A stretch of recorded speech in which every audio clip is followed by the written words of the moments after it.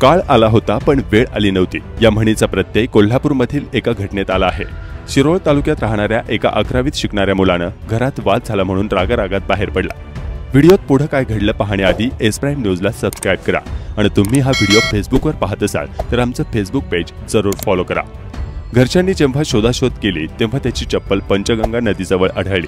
त्यामुळे नेमकं काय घडलं असावं याचा अंदाज आला आणि सगळ्यांचं काळीज धस्स झालं।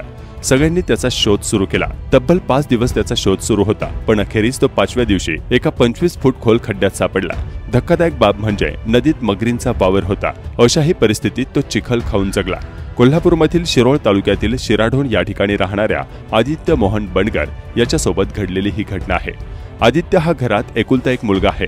2 दिवसांपूर्वी घरामध्ये किरकोळ कारणावरून घरात वाद झाला। त्यामुळे आदित्यला राग आला आणि तो घरातून बाहेर पडला।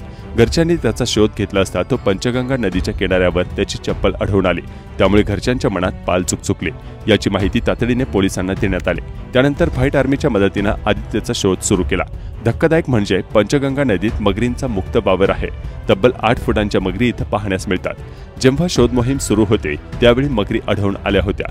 पहिल्या दिवशी बुधवारी 7 तास त्याचा शोध घेण्यात आला, पण काहीच पत्ता लागला नाही। त्यानंतर दुसऱ्या दिवशी शोध घेतला, पण तो कुठेही सापडला नाही। त्यानंतर शुक्रवारी सकाळी 9 वाजल्यापासून ते 4 वाजेपर्यंत शोध मोहीम सुरू होते। ही शोध मोहीम तब्बल 7 तास सुरू होते।